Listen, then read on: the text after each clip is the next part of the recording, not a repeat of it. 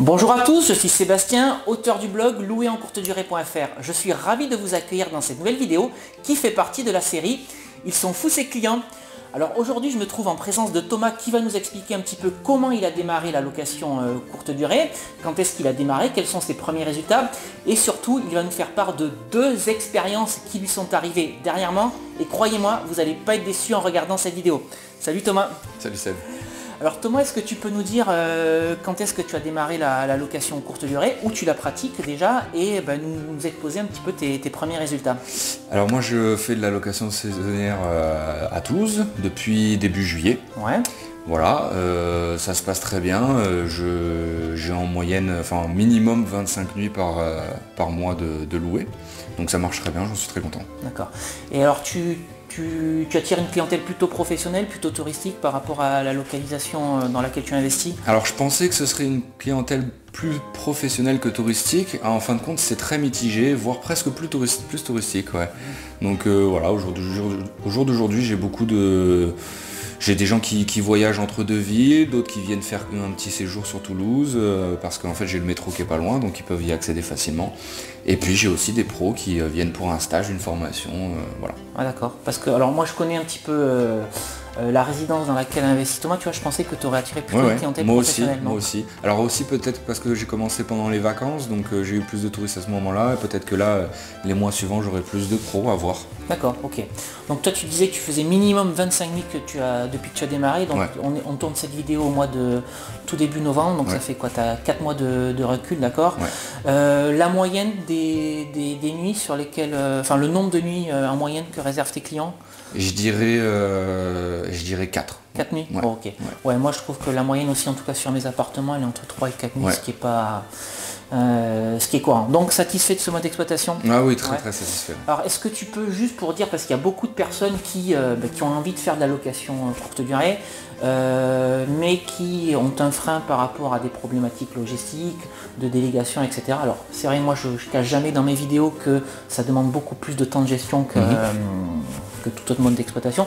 Qu'est-ce qui fait toi que tu as fait le choix de la location saisonnière ou courte durée plutôt que du meublé classique, et est-ce que toi tu trouves par rapport à ta situation professionnelle et familiale que ça te demande beaucoup d'efforts en temps de gestion? Alors qu'est-ce qui fait que j'ai choisi la location saisonnière? C'est simple, moi je cherchais quelque chose à forte rentabilité et de façon à ce qu'un jour on puisse, enfin surtout que ma femme puisse quitter son job, donc en vivre. Après, la deuxième question c'était par rapport au temps de gestion que tu as, est-ce que c'est quelque chose de très contraignant par rapport à ta situation familiale et professionnelle? C'est vrai qu'au début on se disait ça va être assez compliqué de gérer tout ça, parce que effectivement j'ai un enfant en bas âge, j'ai ma société, ma femme travaille, en plus elle travaille en décalé, des fois elle commence tôt le matin ou elle finit tard le soir. Et bon voilà, au début on ajuste un peu, on essaye de s'organiser. Une fois qu'on a mis en place une bonne organisation, ça roule tout seul finalement. Il suffit avec un minimum d'expérience, se rendre compte qu'il y a 2-3 techniques qu'on peut mettre en place de façon à se limiter cette charge de travail, ou du moins l'optimiser en tout cas. Ok, bon, je suis d'accord avec toi, parce que nous, quand on a démarré avec ma chérie, en fait, on a eu jusqu'à 3 appartements en location saisonnière, alors qu'on avait nos 2 enfants et nos 2 boulots à côté. Alors je ne cache pas que ça demande un peu d'organisation, mais voilà, on y est arrivé. Donc je voulais juste faire dire à Thomas que c'est faisable. Oui, complètement. Ok, alors maintenant on va en venir à la deuxième partie de cette vidéo. Ils sont fous ces clients. Est-ce que tu peux nous raconter tes 2 anecdotes? On va commencer par la première. Voilà, je te laisse la parole. La première, c'est au tout début de la mise en location de l'appartement. Ça devait être le 3e, 4e locataire. Les locataires en fait, puisque c'était un jeune couple de Parisiens qui descendaient sur Toulouse pour visiter une petite semaine. Donc ils m'avaient pris la semaine entière, j'étais bien content. Et c'était vraiment là du tourisme. Ils venaient découvrir la ville en amoureux. J'ai fait moi-même le check-in. Quand je suis arrivé, je suis tombé face à un couple avec Elle très charmante, très souriante, vraiment agréable. Lui très froid, pas souriant du tout, pas agréable du tout. Ça c'est souvent gênant quand, enfin moi quand Oui. je fais des check-in, c'est Parce que je du préfère coup, que les gens soient en venant. bah oui, moi aussi j'aime bien parce que du coup j'aime que l'accueil se fasse voilà, chaleureusement, dans une bonne ambiance, que les gens soient contents d'être là. Elle était contente, lui pas du tout. Vous allez comprendre pourquoi. Et du coup, je leur ai fait l'entrée, signé le contrat, tout ça. Je leur remets les clés et je m'en vais. Et 3 jours plus tard, je reçois un appel de la dame qui me dit voilà, je vous appelle parce que je veux partir tout de suite. Et je sentais que elle était presque en sanglots, mais qu'il s'était passé quelque chose de grave. Et à ce moment-là, je lui ai dit bon bah écoutez, j'arrive tout de suite, je me débrouille, je viens. Et j'avais vraiment peur qu'il se soit passé quelque chose dans l'appartement, qu'il s'est cassé quelque chose, j'en sais rien. Je me suis fait plein d'idées en fait sur le chemin. Et tout ça pour en fait quand je suis arrivé, il se trouve que son ami l'a largué en plein milieu du séjour. Ils étaient venus en voiture depuis Paris. Et lui est reparti avec la voiture, mais sans la copine. Et du coup, il l'a planté littéralement sur place. Il l'a planté sur place, il m'a laissé les clés et sa femme. Et il est reparti avec sa voiture. Et elle s'est retrouvée à l'autre bout de la France, du coup, comme ça, en galère, sans rien. Et du coup, elle m'a expliqué ça, donc je lui ai refait le check-out, je lui ai repris les clés, je l'ai raccompagnée à la gare parce qu'elle était vraiment pas bien du tout, la pauvre fille. Et puis on l'a mis dans un bus et puis voilà, elle est remontée. C'est-à-dire que lui, il a même pas pris la peine de raccompagner sa copine à la gare, quoi, rien du tout. C'est vraiment le mec, à mon avis, l'engueulade a dû être violente parce que il est parti, il a pris ses clics et ses claques et il s'est marré.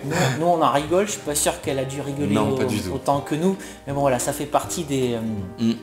C'était peut-être le check-out le plus froid que j'ai fait parce que du coup là c'est vraiment une ambiance pas cool du tout. C'est vrai que sur ce coup-là, c'est le check-in pas terrible, le check-out pas terrible non plus. Pas du tout. Ok. Bon, ben voilà, ça c'est des choses qui peuvent vous arriver si vous aussi vous faites de la location courte durée ou de la location saisonnière. Alors tu me disais que tu voulais partager une seconde anecdote dans cette vidéo. Assez sympa aussi, hein, toujours dans la série, ils sont fous ces clients. Ouais, alors celle-là, celle-là c'est pas tout le monde qui l'a. J'ai un monsieur qui m'a loué l'appartement pour sa mère parce que lui habite à côté de l'appartement et sa mère qui habite à l'étranger venait séjourner quelques jours chez lui et puis du coup comme c'est un peu petit chez lui, il m'a pris l'appartement qui est juste à côté pour sa mère et qui est assez âgé on va dire. Et c'est ma femme qui a fait le check-out ce jour-là et en rendant les clés, le monsieur lui dit voilà ma mère a perdu son dentier mais elle sait pas trop si c'est dans ses valises ou si c'est chez vous. Donc si jamais vous le retrouvez, vous me rappelez et puis je passe le chercher après l'avoir ramené à l'aéroport. Et voilà, du coup ma femme a fait le ménage avec l'appréhension de tomber sur le dentier ou pas pendant toute l'heure de ménage. Et finalement elle est tombée dessus, ça a pas raté. Sous le meuble de la salle de bain, elle a fait une découverte assez sympathique, un dentier. Ouais. Voilà. C'est-à-dire que la personne quand même elle est repartie chez elle sans ses dents. Sans ses dents. Effectivement.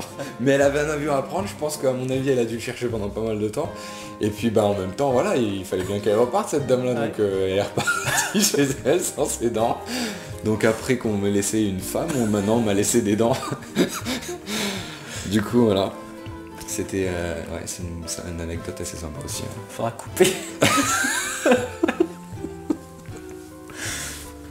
Excusez-nous, on a un petit peu rigolé. Donc ta femme a retrouvé le dentier. Et donc elle l'a rendu au fils de cette dame, c'est ça?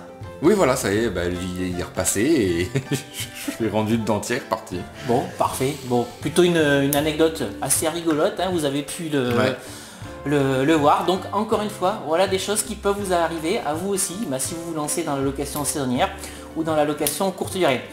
Donc voilà ce que je voulais partager aujourd'hui avec vous dans cette vidéo. Donc merci Thomas pour ton retour d'expérience sur la location courte durée, puis sur tes 2 anecdotes. Donc si vous aussi vous avez des anecdotes à partager, n'hésitez pas à prendre contact avec moi. On fera une vidéo comme je suis en train de la faire aujourd'hui avec Thomas. Puis je vous rappelle que si vous souhaitez en savoir plus sur la location saisonnière ou sur la location courte durée, n'hésitez pas à vous abonner à la newsletter de mon blog louerencourtedurée.fr ou tout simplement à ma chaîne YouTube en cliquant sur le bouton juste ici. Je voulais également vous rappeler que j'ai rédigé 2 e-books que vous pouvez télécharger gratuitement.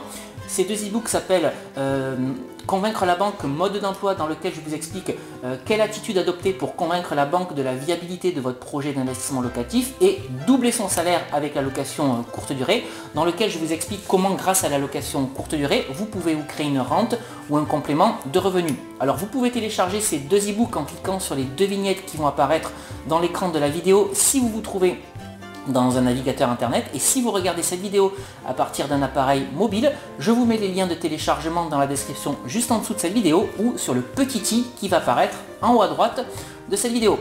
Voilà, écoutez, je vous quitte ici pour aujourd'hui et je vous dis à très bientôt pour une nouvelle vidéo. Ciao!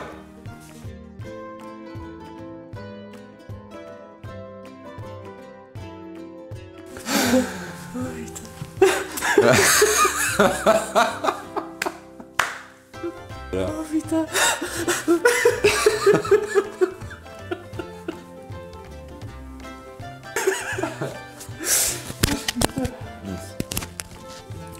Voilà, on va laisser les dents.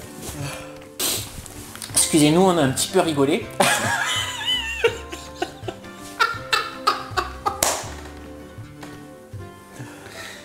Voilà.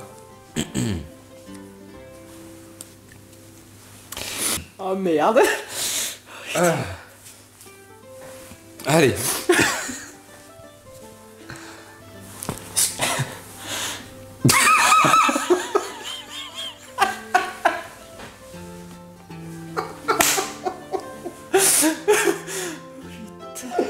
Oh le fou rire.